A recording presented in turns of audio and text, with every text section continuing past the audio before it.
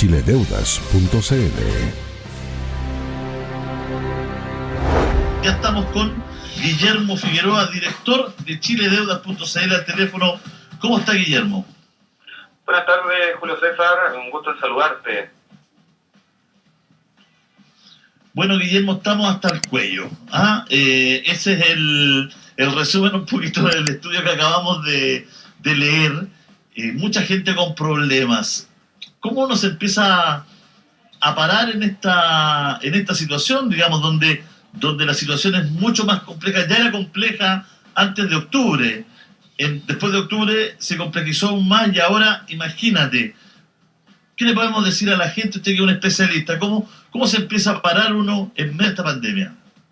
Mira, efectivamente, tú recién leíste las cifras que nosotros pudimos descifrar a través de este estudio y la verdad son muy alarmantes.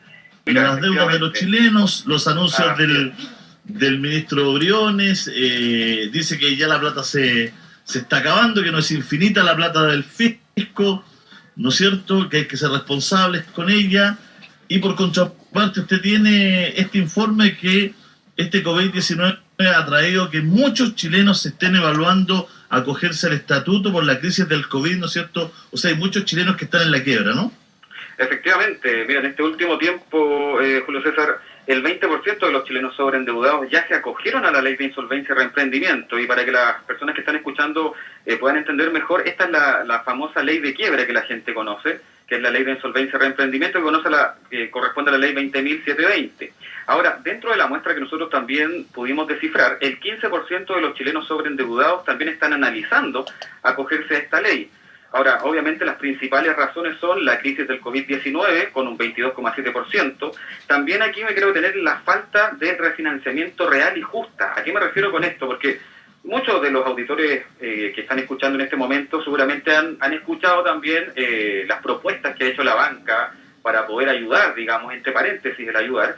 Y muchas personas se han dado cuenta que ahora en este último tiempo también esa famosa propuesta incluso le llamaban postergación de cuotas, la verdad es que terminaba siendo un gran negocio para el acreedor y no para el deudor. Entonces, gran parte de las personas hoy día no se están acogiendo también a estos tipos de refinanciamiento, dándose cuenta, por supuesto, que no son convenientes y están tomando ahora principalmente la opción de acogerse a la quiebra, digámoslo, a través de la ley de insolvencia y reemprendimiento, como prácticamente ya la única salida frente a esta terrible pandemia que hoy día nos está llevando a prácticamente a perder todo nuestro ingreso.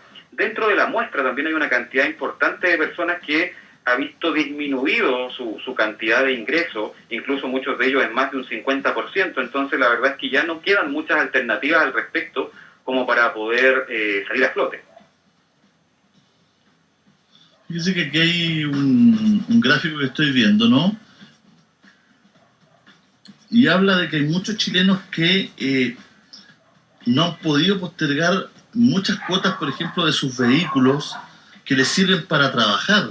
O sea, no es que alguien no pueda pagar la cuota de un auto que lo tiene para pasear o para ir al trabajo, que si no lo tiene puede tomar el transporte público. Aquí estamos hablando de gente donde ese vehículo es relevante porque forma parte de su trabajo. O sea, es el instrumento, es la herramienta de trabajo que tiene para generar recursos. Exacto. ¿Sabes qué, Julio César? Este tema del sobreendeudamiento incluso viene de mucho más atrás. De hecho, eso estaba comentando yo en el llamado anterior. Decía de que, mira, este incremento en la morosidad viene de años atrás.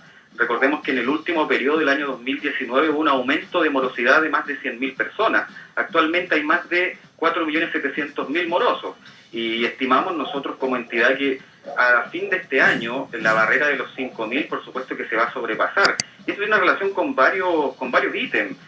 Por supuesto que hoy día el que más nos afecta es el COVID-19, pero también recordemos que todavía existe una brecha importante una brecha salarial, ¿cierto? Muy importante, que también afecta que las personas no puedan pagar sus compromisos financieros. Y tal como tú mencionaste, Julio César, hay personas que hoy día están endeudadas para poder subsistir, como es el caso justamente que tú mencionaste de las personas que están pagando su auto que es su herramienta de trabajo, ¿cierto? También hay una cantidad, por ejemplo, grande de adultos mayores que recordemos también de que muchas personas hoy día se están endeudando para servicios básicos. O sea, digamos claramente que la gente no está endeudada para viajar, para conocer el mundo o para comprarse una segunda o tercera vivienda, sino que la gente hoy día está endeudada principalmente para costear gastos básicos.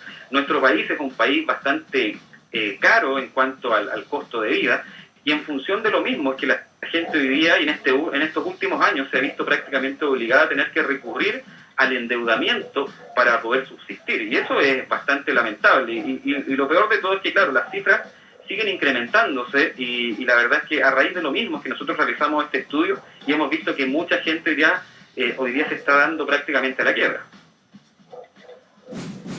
A ver, ¿cuál es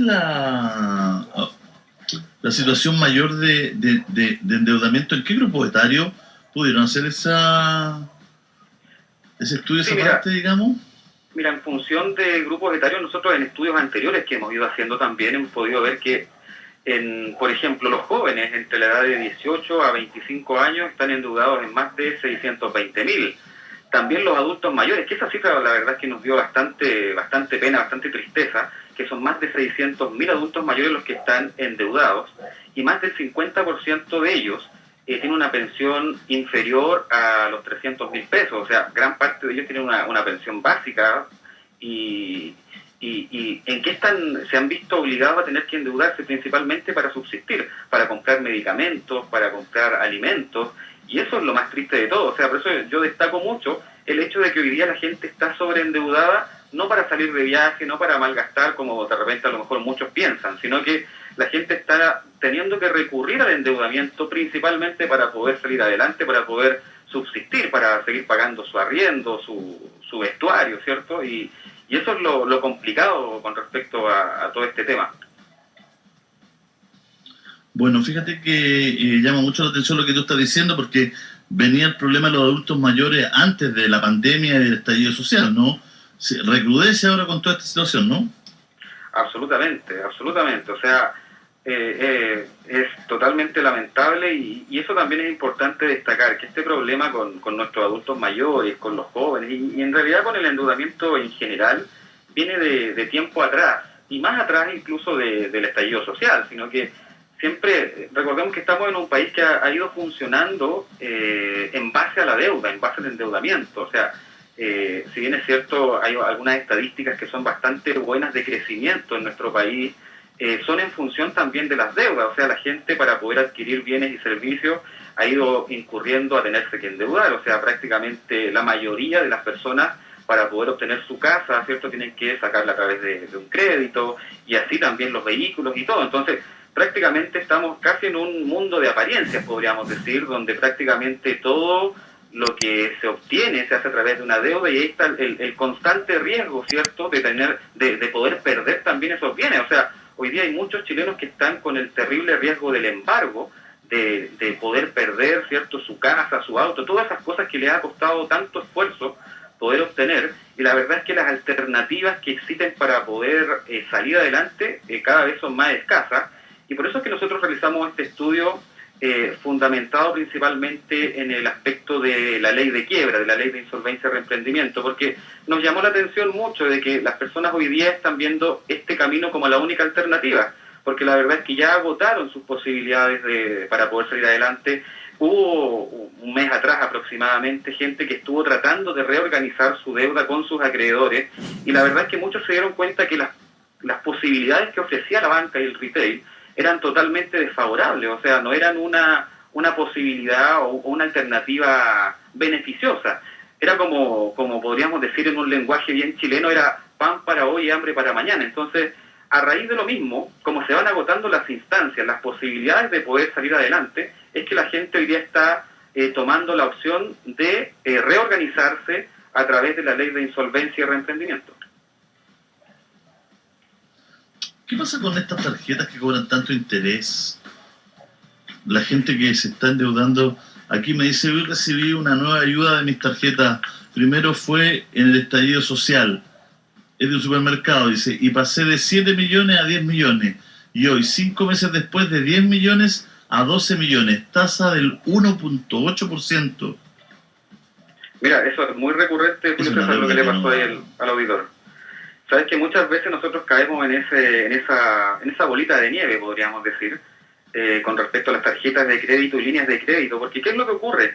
Muchos de nosotros a veces caemos incluso también en la trampa del pago mínimo. Yo le llamo trampa del pago mínimo, ¿por qué? Porque lo que ocurre cuando nosotros accedemos a ese producto financiero en particular es que cuando nos llega el estado de cuenta a fin de mes, ¿cierto? Muchas veces nos dice, bueno, el total facturado, por ejemplo, son 200.000 pesos, pero el pago mínimo son 50.000.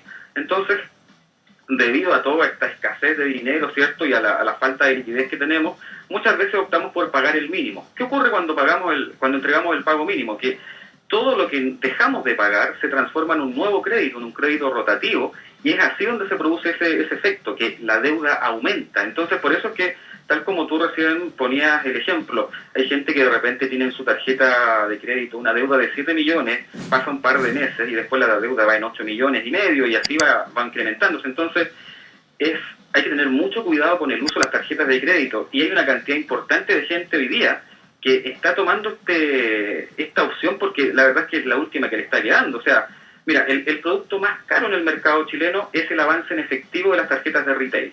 Y lamentablemente hay una cantidad importante de gente que ha tenido que recurrir a ese famoso avance en efectivo porque no le queda otra alternativa. O sea, volvemos un poco a lo mismo. La gente hoy día se está endeudando no porque quiera salir de viaje ni porque quiera cambiar el auto, sino que se está endeudando para poder comprar alimentos para seguir viviendo. O sea, eso es lo crudo y lo terrible de este momento que estamos experimentando en esta última era.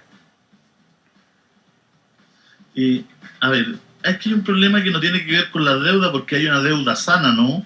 Una deuda buena, la gente que se compra su casa a 20 Claro. años, se compra su auto a 5 años, pero cuando todo funciona, cuando funciona bien el crédito, cuando los intereses no son usureros, ¿no es cierto? Cuando no hay una pandemia, o sea, no hay que satanizar tampoco la deuda, ¿no? Los países se mueven a través de la deuda, pero esto ocurre cuando, por eso hablamos de sobreendeudamiento y hablamos en algunas ocasiones de intereses desmedidos, ¿no? Efectivo, mira, y esa es la invitación también a las personas que nos están escuchando en este momento, que podamos comparar.